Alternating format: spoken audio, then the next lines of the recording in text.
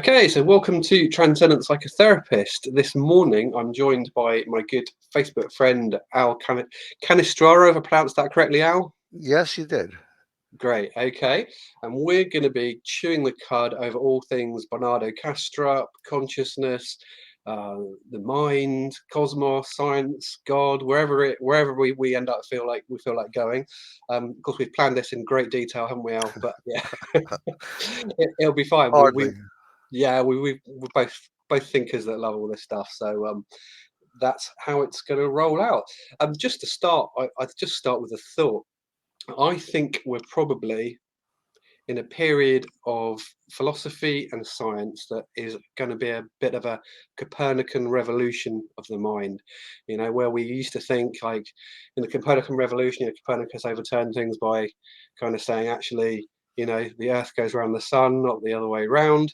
I think we're at a point where we're going to be starting to think, well, people are thinking already more and more that mind is central, consciousness is central, and that matter is something that comes out of mind, if you like, rather than the other way around. So pretty much probably what we're going to discuss in some senses, and certainly where Bernardo Kastrup goes. Yeah, Al, so do you want to introduce yourself? Sure. I live in upstate New York. I'm originally from New York City. I think of myself as being a New York City person, although I don't live there anymore. I'm 73 years old. I'll tell you that because Wow. it plays a lot into my worldview. I grew up at Yeah. a time when it was very optimistic. I remember going to high school. I entered high school in 1962. I was very interested in science. I was very interested actually in religion, but science more so. And I had a kind of a philosophical mind. I used to think about the kinds of things that Bernardo Kastrup thought about, wrote about, and so on. And I've been a lifelong thinker about that stuff, and it kind of in a weird way. I mean, most people I don't think do, but I did. Uh, so that's my take. And I should say, because it's part of my identity, I was imprinted as a Roman Catholic in a sense. I mean, I grew up in an Italian American devotional Catholic household, and I learned to say prayers before I learned how to speak and go to church. And my house is filled with the Catholic devotional stuff, holy pictures and crucifixes and rosaries and so on. And I grew up kind of comfortable with that. And of Yeah. course, as I grew up and I sort of became more independent minded, I started thinking for myself along those lines. But I never actually rejected anything. I just basically came to different conclusions maybe than the doctrinal ones. And I don't consider myself as being off the path that I was on as a kid, just the same path that's become maybe more independent minded path. So I don't reject religion. I don't mock religion. I respect people's religious views, generally speaking. Yeah. But I'm more philosophical and of course more very, very scientific as well. So that's kind of a little bit of a background, and I've always been interested in finding out the truth of the matter about what makes the world tick, what the truth is as far as we can know it. Yeah. How's that? Yeah, that's great. And do you know what? I hadn't quite fully realised kind of how similar we are in that respect, actually. So I remember driving in. I think my nan had died, and we were driving back. I was driving back with my dad from Norfolk in the UK. Just hours. I must have been what 8, 10 years old. Just hours of like philosophical musings and wonderings about the nature of reality. I think it's just something you've got in you or you haven't really, And I think that's something we kind of share really. Yeah, yeah. I And think for that, me, if I could oh, just interject, I think that yeah, people who think about this sort of thing in adulthood are mm, that way because they started out thinking about those things as children, and yeah, if they have a religious background where you believe in God, heaven, an afterlife, and so on.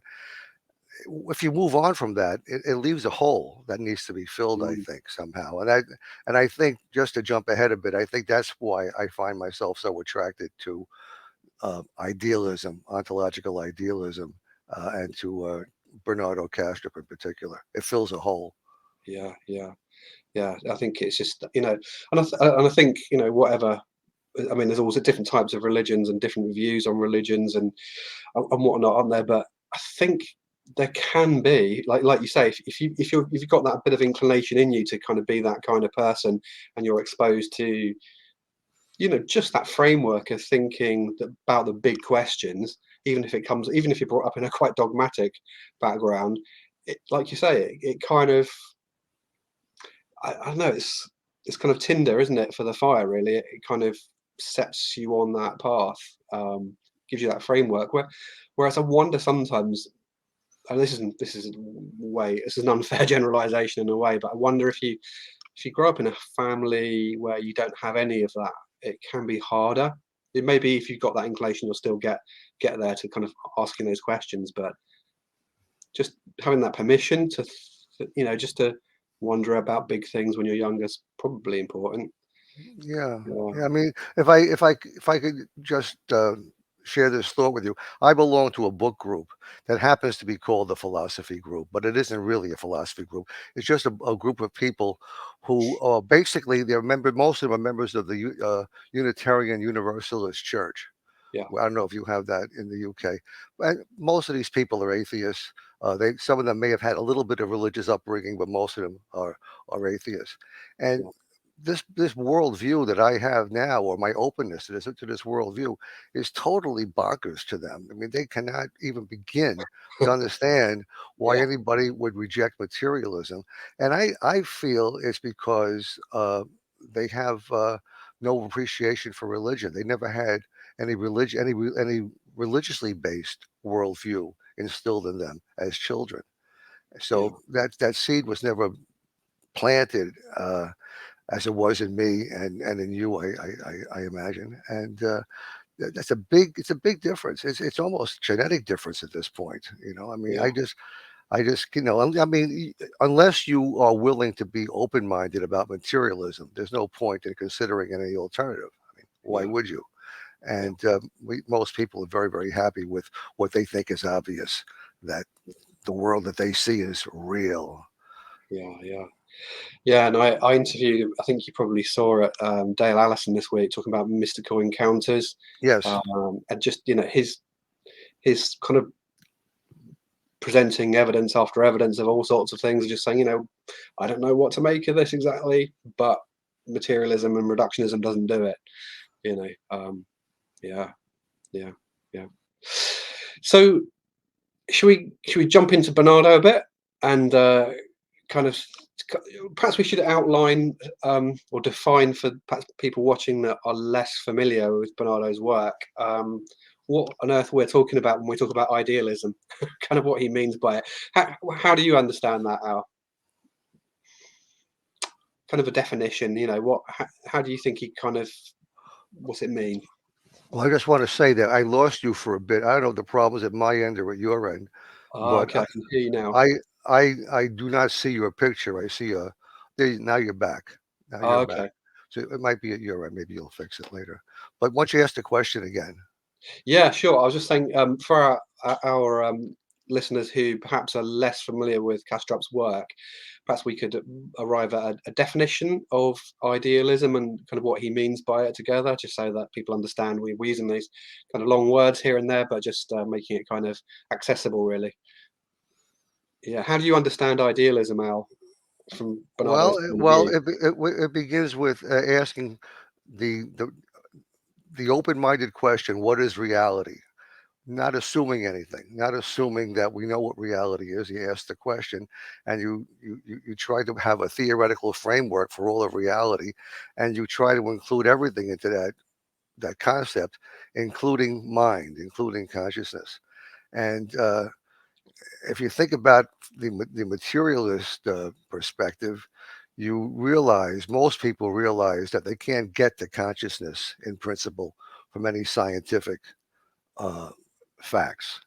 There's just no way at this time to in principle explain how the the experience of subjectivity yeah, of having a point of view and having a feeling of what it is to be me and to experience things. There's just no way to get to that from any known scientific principles. So yeah, you start from scratch and you say, well, let's see if we can get to it some other way. Maybe rather than having consciousness somehow emerge from the material world, maybe the material world is actually somehow emerging from consciousness. That's, I think, his basic premise, and he using analytical philosophy, which is basically logic. Uh, he has a theoretical framework for it, and he yeah, calls what we see, what we experience, what reality looks like. But reality actually is mental rather yeah, than physical. yeah, So yeah, yeah. the physical is only an appearance. That's how I understand it in a nutshell, anyway. Yeah, yeah, absolutely. Me too. And it's yeah. So I guess if I was to have a stab at that as well, I guess I'd say exactly the same thing. And he kind of, I guess he emphasizes consciousness as the foundation of reality. It's the kind of the prime, to use a philosophical term, as the ontological primitive. It's the real first being stuff. It's and everything else that we see kind of is an appearance within it. I suppose I had never read that one of his books called Dreamed Up Reality, but I'm assuming that's what he's kind of talking about there, where our experience of the world and kind of like seeing my hand in front of me seeing you on the screen, it's in some senses not a lot different from a dream, in the sense Mhm. that everything is kind of a field of consciousness. All of reality is a field of consciousness, and kind of us appearing in it and things appearing in it are kind of like the contents of mind, the contents of dream. So he sees the whole of reality, doesn't he, as mind at large, as he calls it. That we used to. Now he uses the G word sometimes, Yeah, yeah, yeah, but yeah, he mind at large. That's the one I like best. Or yeah, universal consciousness. There's another term he's been using yeah, quite a yeah, bit. yeah, yeah, You know. yeah. So we'll probably get into kind of problems that people might have with that, because let's go there now. Just see where we go. So it seems obvious, doesn't it, when we look at the world? The hardest thing. So I remember when I first started watching Bernardo's stuff, I kind of felt, oh, this is I love this. There's something in this. It just intuitively, at one level, felt right, and at another level, felt completely wrong. So it's like at the same time, it's like. Um,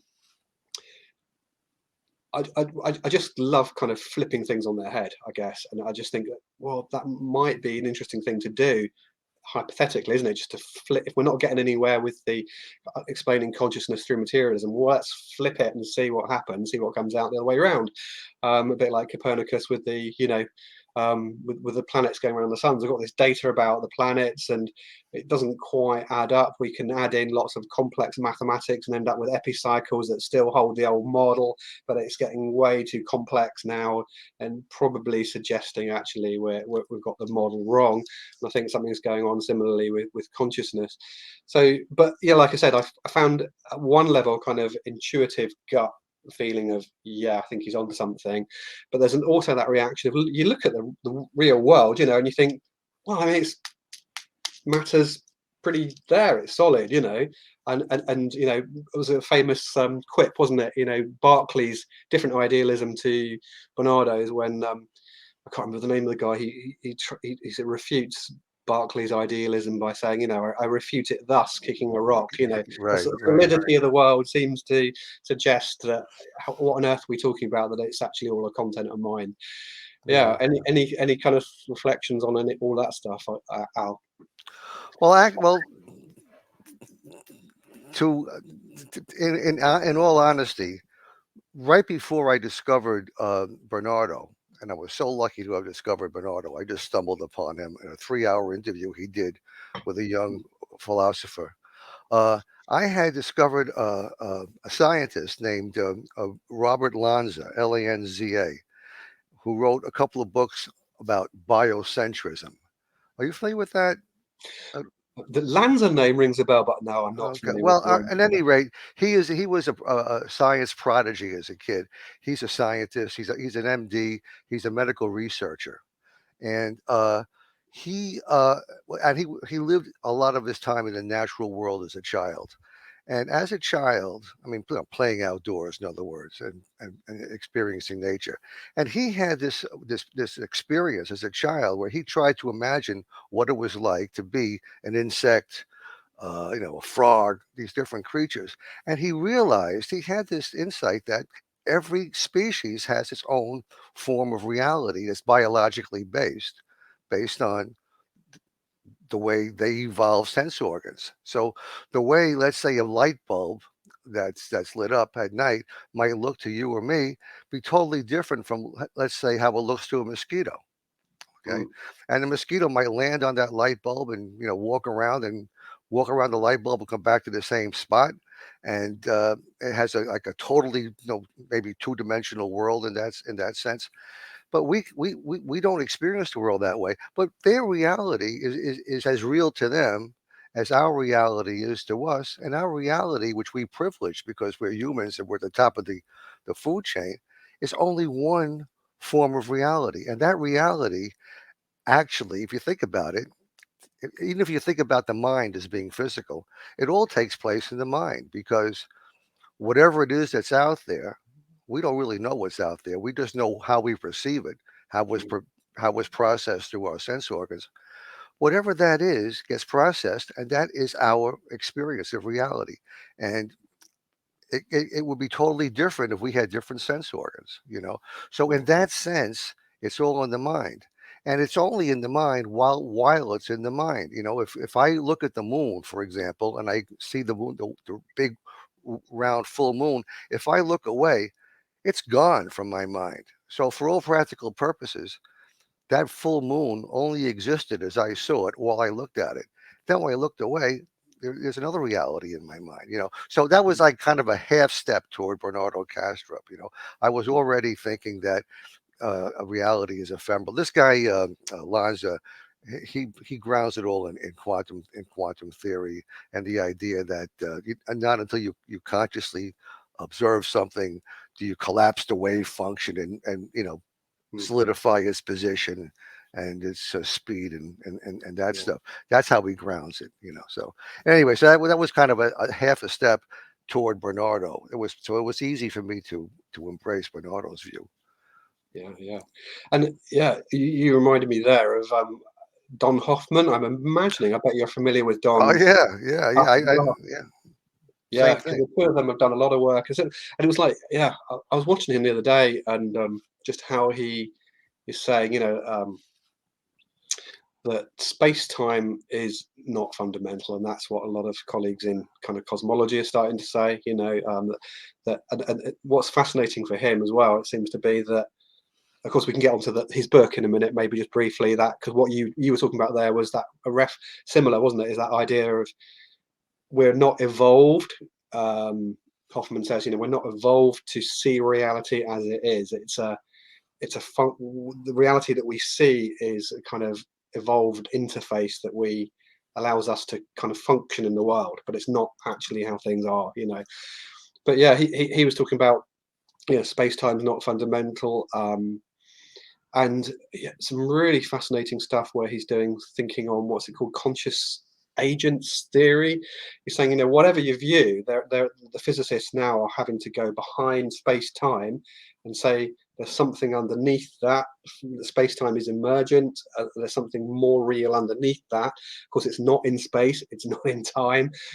It's a space that's spaceless, if you like. So there's something underneath, and he's doing the math really of computing this.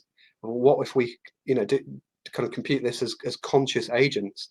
It was interesting listening to. I don't know if you saw the video with him and Kastrup the other day, where Yes, yeah, he was. The math, I saw most of it live, as a matter of fact. Yeah, it was did you? fascinating. Yeah. Yeah, and where it was almost getting to the point of saying actually you can have all these multiple conscious agents, and they kind of boils down kind of at a meta level to kind of one overall conscious agent, if you like, Bernardo's mind at large. And he's saying, when we do the maths, I'd better get out of my theory all the theories that we see in the physical space-time world. So natural selection, evolution by natural selection, um, relativity, and so on, that all needs to come back out. It needs to predict those things as well. And I think he's saying that his theory at the moment is going in that direction. So Yeah.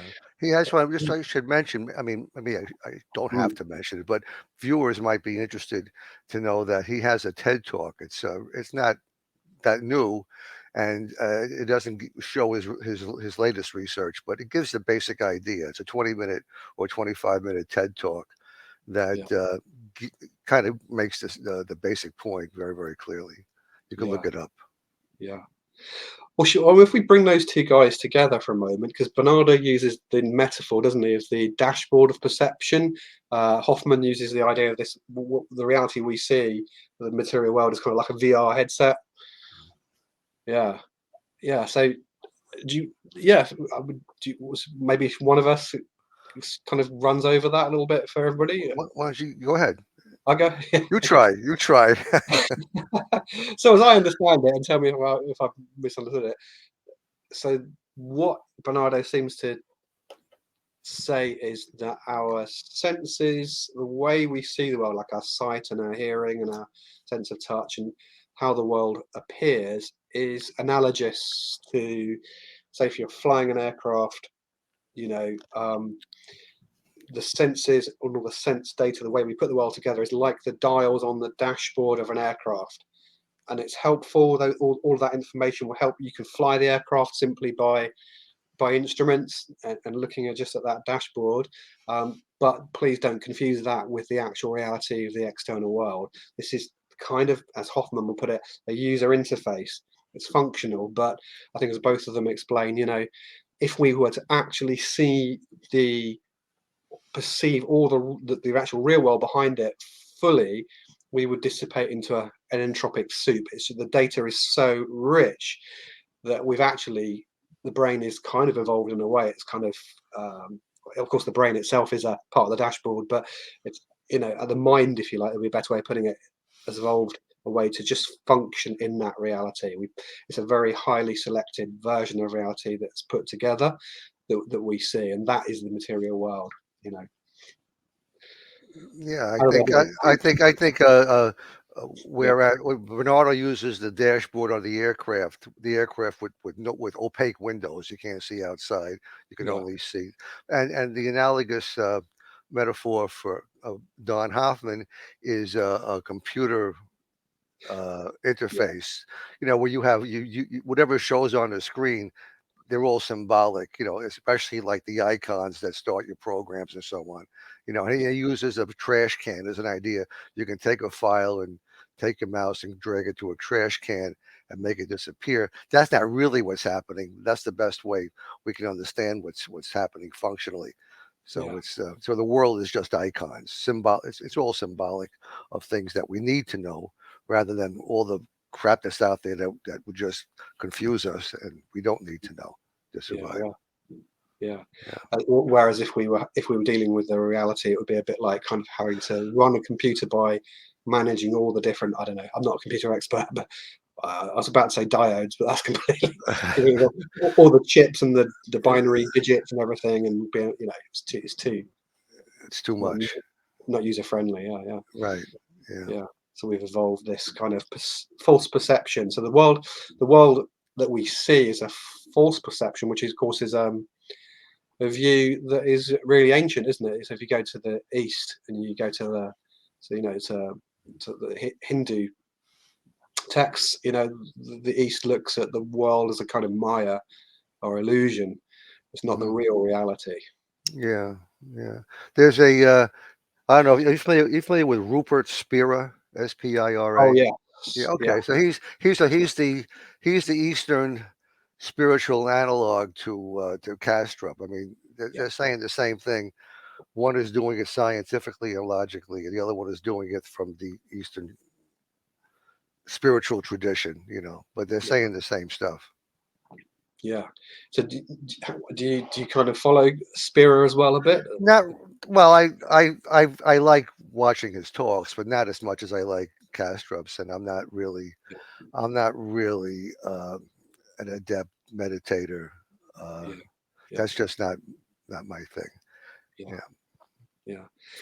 And just on that note, I wonder, because what we've been saying theoretically, it's kind of, we've kind of put out the concept in a way, but how do you live with it? Because kind of the idea that the reality around us is not as we see it, and actually, I mean, I find myself, I guess, probably on a day-to-day basis, falling back into just a default materialism of some sort. That because you have to treat the world as if it's materially real in a Well, way. that's the practical world, and Yeah, everybody else is thinking that way, and that's day to day, moment to moment. That's what you have to do.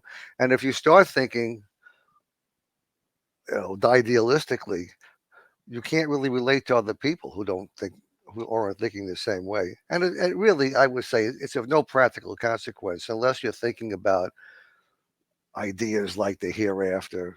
Things that mm, have to do with life that may go on in some form, yeah, consciousness that may go on in some form after you die. That's when it becomes relevant to me. yeah, Uh, yeah. yeah, Let's go. and Let's it. go. Right. Yeah, let's go with that a bit, because perhaps we'll come back to the conceptual stuff in a minute for people that are kind of like, okay, so how does this make sense of reality? And perhaps we'll talk about materialism and panpsychism a bit, and so on, and go into the kind of alternatives in a minute. But just while we've touched on that aspect of what difference does it make, because you were saying earlier on, for you it feels a bit of a whole. So on one level, I'm with you. It Yeah. doesn't make any difference on a practical daily basis, but it does for me. And the Kastrup talks about meaning, doesn't he? It frames reality differently than a materialist framing. You Yeah. alluded to death and stuff, didn't you? Yeah. Say a bit more about that, Al. Kind of Well, how. I'll say that one thing that doesn't. I won't say it bothers me, but Mm, uh, one thing I have terms accepting, I had difficulty accepting, is his view of like people who think along these lines very often will privilege the idea of love.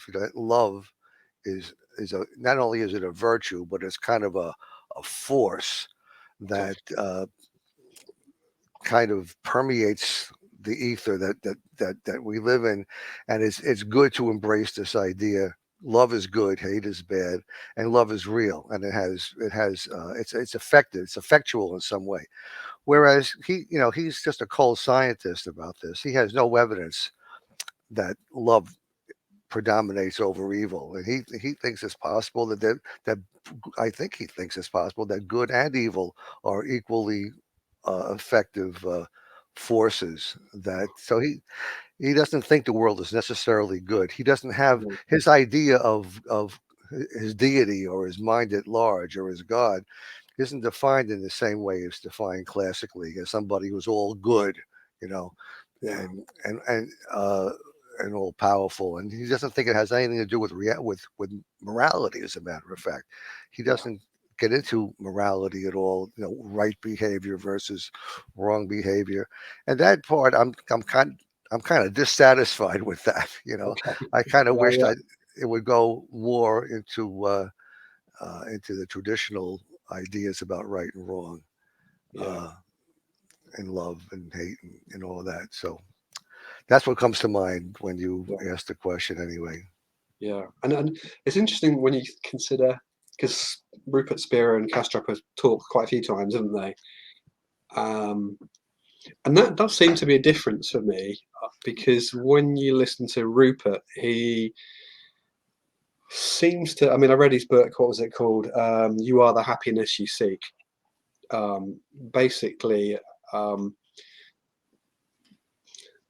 for anyone not familiar with Spira, his view is that, like Kastrup's, the kind of fundamental of reality is just kind of being, if you like, kind of like the conscious I, just pure awareness, and that we are, as Kastrup would say, dissociations or finite localizations of that broader field of awareness, but we're one with it.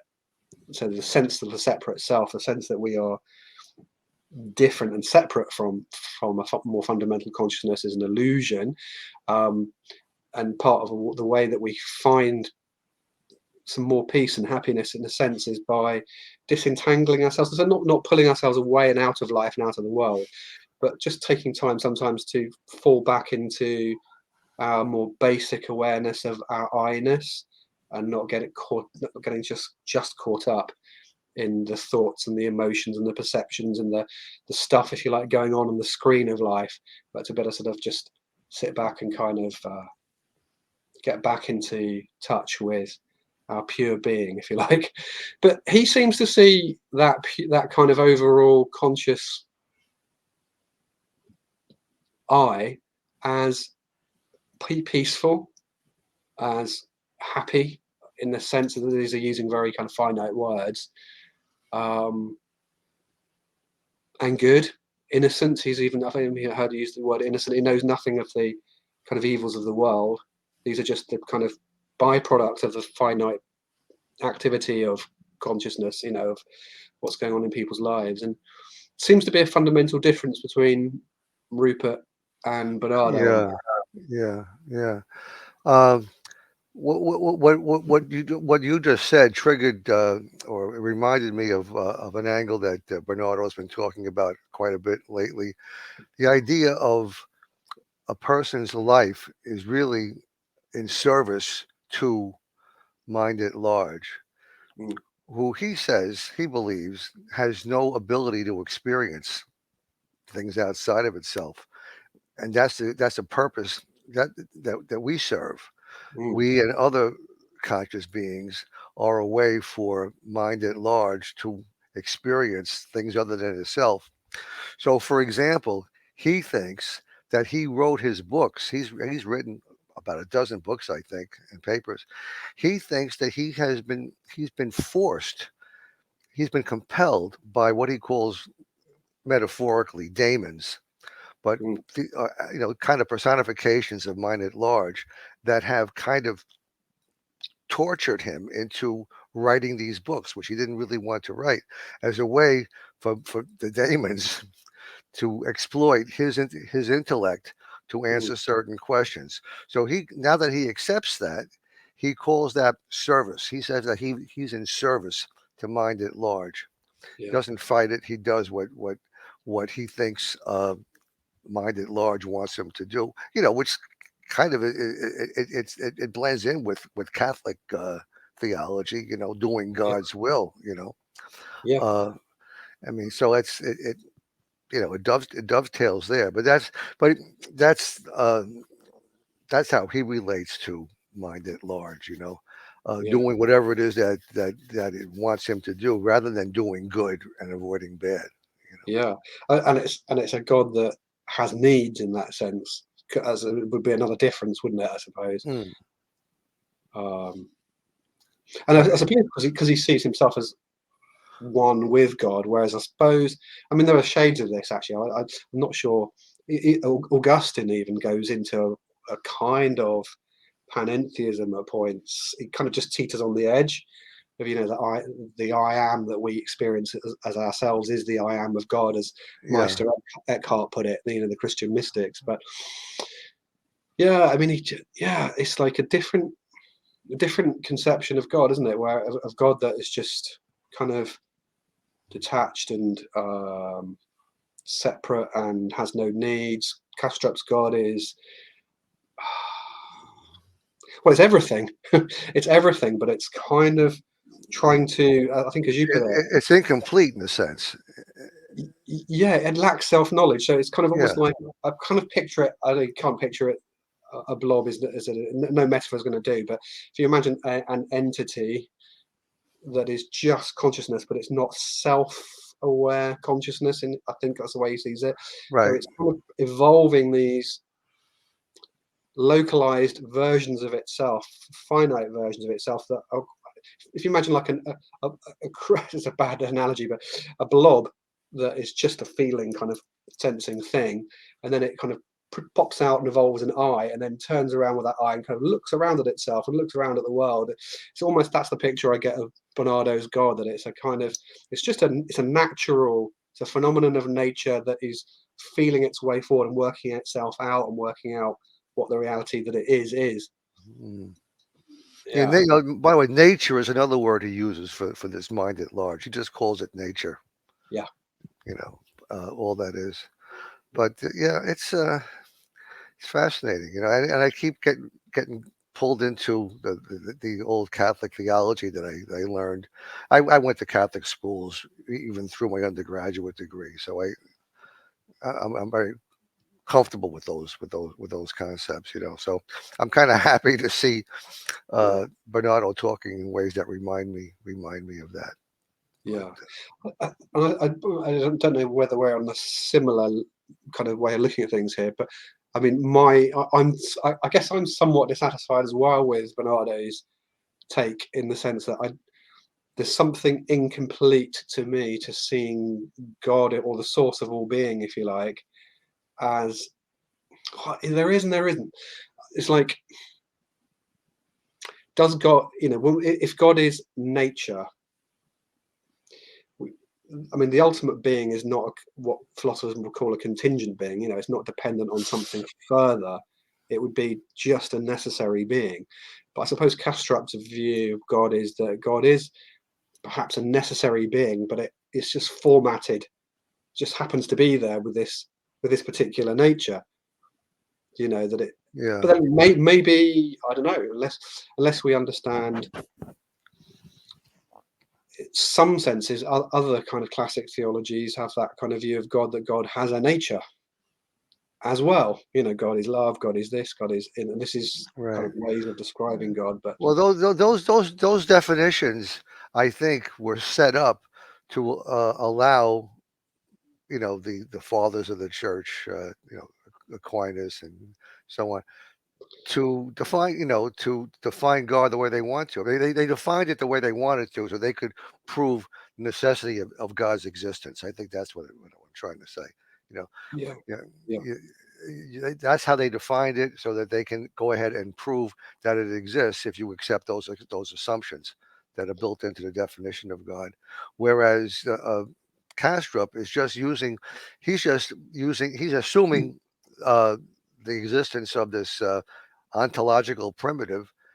And he doesn't have to prove anything about it. All he has to do is define it and say, if we assume that this is the case, then we can get the whole of reality out of it, yeah, including the whole of material world.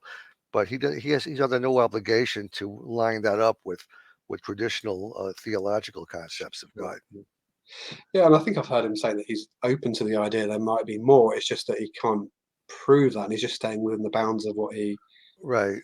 what he knows. He can infer mind at large from the fact, that here, when I look in the mirror, I see a physical, and I look on a brain scan, I see a physical brain, but my internal experience of that is of mind. So if the appearance of a mental thing has a physical appearance, then by extension, the physical world is also, it's quite conceivable that's also a mental phenomenon as well. Hmm. Because, I mean, looking on a brain scan, looking at my brain really tells me nothing about the experience of my mind. There's various correlates, bits of the brains light up when I do X, Y, Z, but the tasting a strawberry and the experience of tasting a strawberry, you don't get that from what lights up on a brain scan. These are two Right. different. This is just a representation, and these are apples and pears, apples and oranges different. It's a completely different category of thing. So Right. yeah, I don't know where I'm going with that. I got piece slightly there, but yeah. Okay. So yeah, what do you think? So we've kind of got onto kind of meaning and so on as well, really, and the big questions. Do you feel like, so for me, I think Kastrup's view, even though I'm not entirely sure I go with him the whole way, that mind at large is the full stop to the whole question. Um, do you feel he opens up something that materialism doesn't? Well, I kind of I'm open to the idea of materialism being as it's conventionally believed to be, but I think Mm, it's improbable. I'm mm, just full of curiosity. I mean, I just hope that if I am aware when I die, if I am aware, I hope I enjoy it. I mean, I hope that it there's some continuity between all my whole life spent thinking about these things. You're not going to know. You're not going to find out how it turns out, yeah, really, until you die. And yeah, that might be lights out. It might be the end of everything. mm, Or I'm hoping, I'm rooting that it isn't, and mm, do better things, or at least good things to come. mm. Bernardo thinks it might not be so good, but that's the part. That's the part I don't like. Well, yeah, and because there's a lot of evidence. I've done some thinking around near-death experiences. I don't know if that's an area that you've gone into a great deal. Well, that's a whole other. I didn't read the book, but I've seen a lot of talks by Bernardo with Jeffrey Mishlove Yeah, about parapsychology. You know, uh, mm, the woo-woo side of things, including near-death experiences. Yeah, and I used to reject it as being unscientific. Now I've been convinced to be open-minded about all these things, but I just don't mm, have room in my head to deal, yeah, you know, to really explore that stuff very much. And I personally don't have any. I've had no real paranormal experiences. The closest I've come is I know people who have had. yeah, The people I respect, but I myself have had yeah, nothing along those lines. Maybe some continuity of my waking life with my dream life. A little bit of that, but that's yeah, it. yeah, yeah, yeah. Yeah, and well, I mean, I did another video on near-death experiences based on the book After by Dr. Bruce Greyson. He's been kind of researching the field for. He's probably the go-to name, I would say, in the field. And it was an interesting book 'cause it kind of looked at alternative hypotheses, drugs and mental illness and so on, and kind of seems to it just doesn't seem to those things don't seem to be sufficient to explain what's possibly going on there. But yeah, we're wandering into another territory, I guess there. But Bernardo seems to be open to it, doesn't he? And I mean, I he think, has said that this Doctor Grayson is 100% real and mm, sincere and mm, credible. yeah, That's Bernardo's opinion, anyway. yeah. But he kind of so in terms of death and Kastrup, um, he doesn't seem to think, and you alluded to this a minute ago. He doesn't seem to think that we necessarily personally survive death. So there's a lot of NDE experiences people report, on whether let's assume for his argument's sake that NDEs are real, we're all agreed, and that's fine. But a lot of NDE experiences of people still feeling like they are a person, maybe outside of their body, and they go into a kind of transpersonal realm. Often there's reports of kind of the feeling of kind of that oneness with everything else, even the cosmos, which to me would make sense of a kind of idealist view. There's that, the boundary, the dissociative boundary is kind of loosened and lifted, and you're back in touch with the wider field of consciousness. But you know, Bernardo seems quite hesitant, doesn't he, about the idea of personal continuity of personhood. Right? Yeah. He doesn't. Yeah. I mean, I would hope. I mean, I'm rooting for that idea, but I don't. Mm, I don't. Where I'm going with this actually is. The one reason I started following you, watching your videos, I think you introduced yourself to the Bernardo Kastrup fan club at one point, and I belong to that Facebook group. And the name, the Transcendent Psychoanalyst. I said, man, this is exactly what I'm looking for. I'm looking for some blending of Bernardo Kastrup with the transcendent, from a theological or traditional theological perspective. So I'm always looking for ways to introduce Bernardo to theologians, to progressive religious thinkers, hoping that he could have an influence on their thinking, who can then take the ball and maybe deal with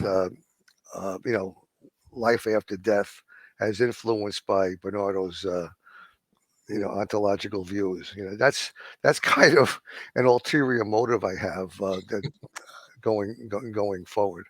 So. Yeah. And I think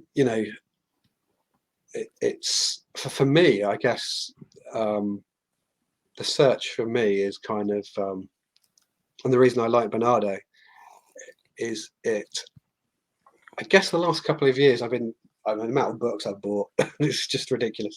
But just trying to get into the foundations of physics, of philosophy of physics, just really trying to go to the kind of the most basic aspects of my worldview and kind of work out what I can know, not necessarily for certain, but with greater confidence.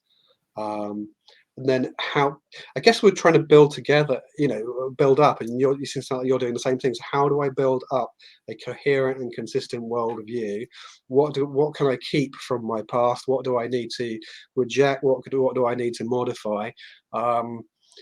And I think that's the quest. I mean, it's interesting in the church at the moment.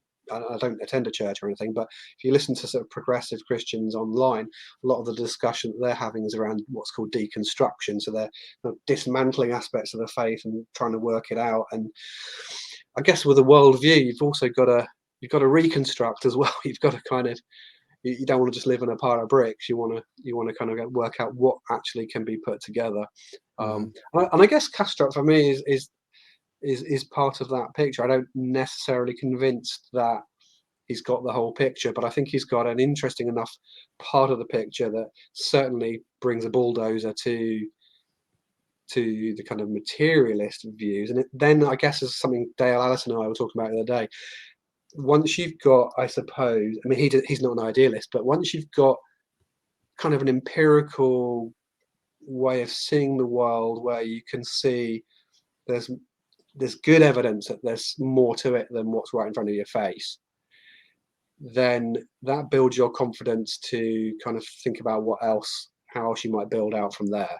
This isn't, I don't know, I did one video called Evidence-Based Spirituality, and I think that's probably what I'm building up. It's trying to have a spirituality that is consistent, at least, with evidence, even if some of it might be speculative, because I think you can never know everything, Yeah.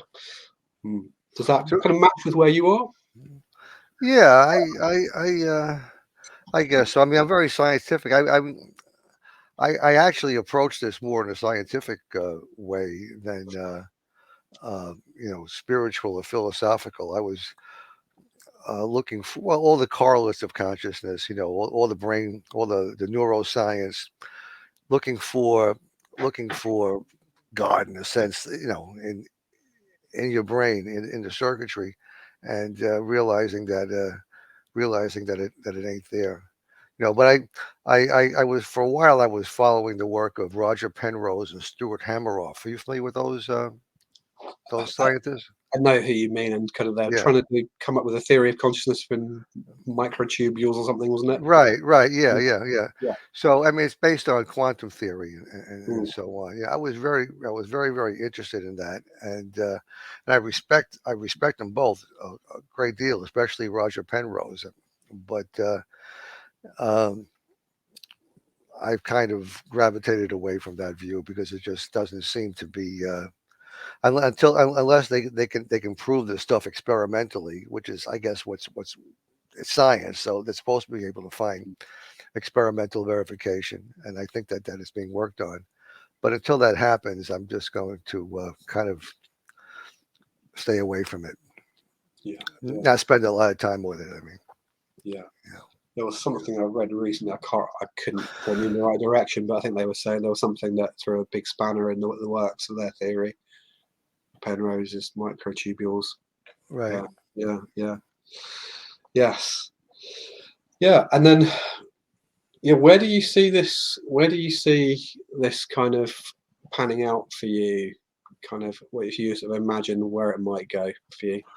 Well, I'm still hopeful that I can, because I started out. I started out as a religious believer, and all of my philosophical ideas were all tied up in classical, scholastic, uh, Catholic theology. All the answers were there theoretically.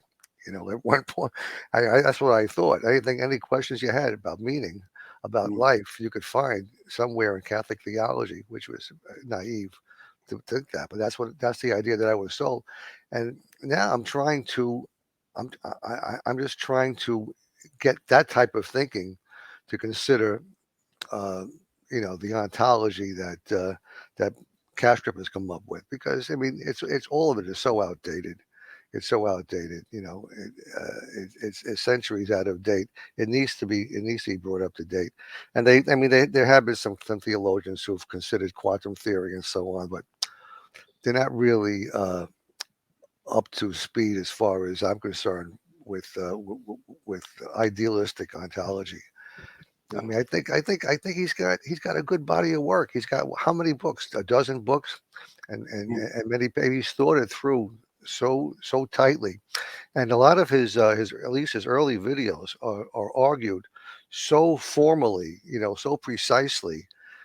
It should be acceptable for theologians to at least consider that Yeah. angle. Yeah. And I'm interested in kind of I've toyed with the idea, kind of kind of putting together a kind of model or a grand theory. I'm wondering whether like Platonism and Neo-platonism. So in that way of looking at the world, like people like Plotinus and so forth, um, the idea is you have the one. So the one is kind of like sort of like God, but it's the source of all being. And then out of the one you get like the logos, the and the nous.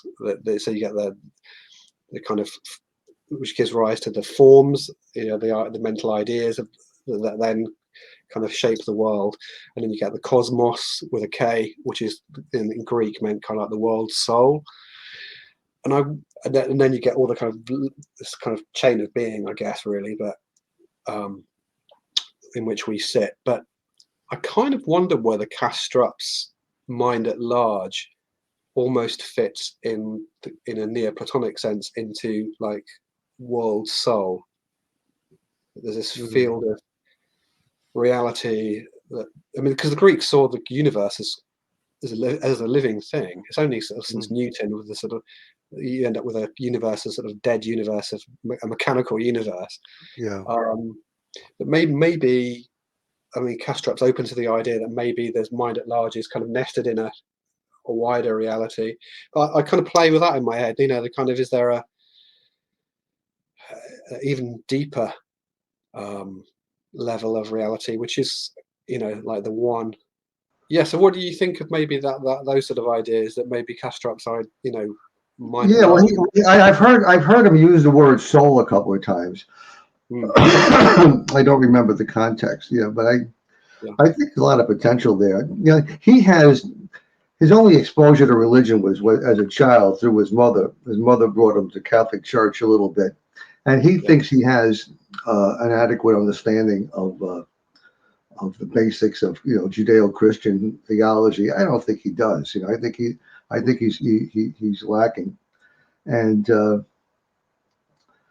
I think so. When he speculates in these areas, I think it would. He's not really qualified to do so. And I kind of assume that there is some truth to the idea of mind at large somehow influencing the human species over the centuries, so that our wisdom may in some way be inspired somehow. You talk about Mm, um, classical Greek philosophy. That mm, it seems possibly inspired in some way. I mean, maybe inspired isn't the right word, but I started out by as a young man, young teenager, assuming as I fell away from being a believer, I always assumed that there were some kernels of truth there. And my mission, in a sense, is rather than see Roman Catholicism and Christianity generally going down the tubes, which I think it seems to be at this time, I'd like to salvage, what's salvageable, or have a wider appreciation of, what ultimate truths might be hidden in that tradition, you know. So where am I going with this? Well, the idea of soul, you know, that somehow our experience of reality and our judgment about what's true and what's worthwhile is somehow connected with mind at large, you know, and somehow inspired or influenced by that over the years. Like our best ideas that have withstood the test of time somehow are connected with mind at large. Yeah. And that makes, I guess Kastrup would say, like, because as you mentioned earlier, in his view, we are aspects of mind at large, and our service to God, as he calls it, or to mind at large, is that we live our lives, and that all the mental experience we have re-associates back into mind at large on death. So that in that sense, his mind at large, or what I might consider more kind of world soul, possibly, is accumulating wisdom and understanding and perspective and so on over time. The rest of humanity is born into is you know, new people are kind of living in that medium of the field of consciousness.